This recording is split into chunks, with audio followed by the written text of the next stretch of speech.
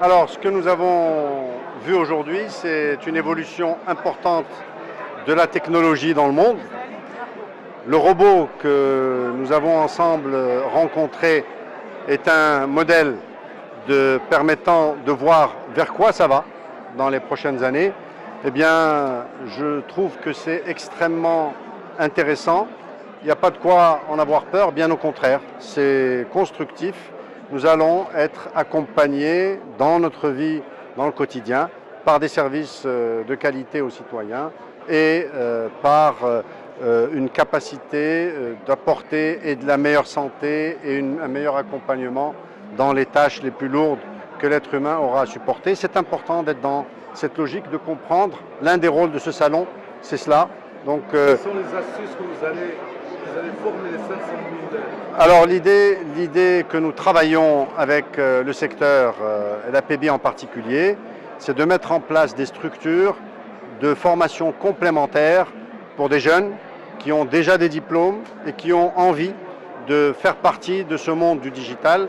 Il y a beaucoup de choses à faire pour eux, nous y travaillons d'arrache-pied et nous arriverons, Inch'Allah, dans les prochaines semaines à concrétiser une démarche pour répondre aussi à l'appel de Sa Majesté concernant la formation professionnelle. Cette troisième édition de l'ITEX qui se place sous le haut patronage de Sa Majesté et l'égide de notre ministère de tutelle a pour thème le digital. Quel digital pour l'Afrique du futur?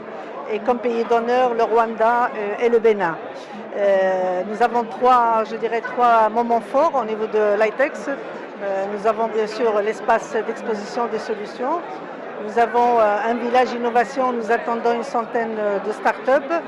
Nous avons reçu sur le village pour la première fois au Maroc le robot Piper, qui est un robot japonais qui parle 99 langues. Nous avons lancé un appel à candidature Startex et nous avons reçu plus de 150 projets innovants de start-up aussi bien marocaines que d'autres pays d'Afrique.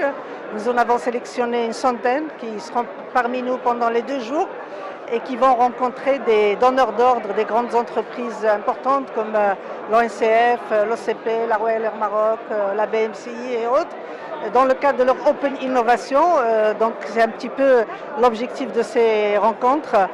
Il y a à côté, bien sûr, tout ce qui est conférences importantes sur le digital, le futur de l'Afrique, avec des auteurs qui ont écrit des livres à ce sujet.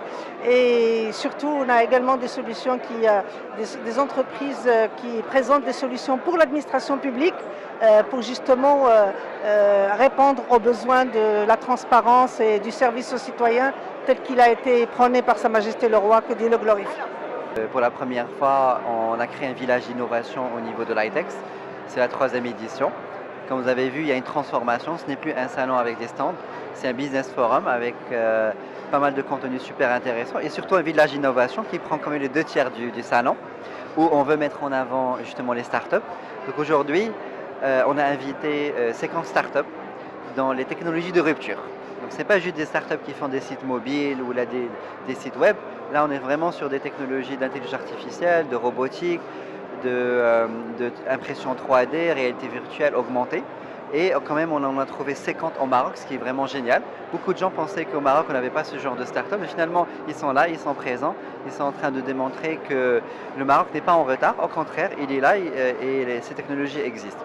L'objectif aussi donc, de ce village d'innovation, c'est de permettre à ces startups de rencontrer des corporates. Il y en a une vingtaine qui sont invités. Et aussi les différents gouvernements et ministères qui sont sur place pour aller voir qu'est-ce que ces startups peuvent leur apporter au quotidien. Bien évidemment, on a aussi invité des startups africaines et étrangères et pas mal d'experts dans ces technologies-là. Et dans pas longtemps, on va démarrer sur le ring un certain nombre de talks qui vont expliquer c'est quoi ces technologies, comment on peut les utiliser.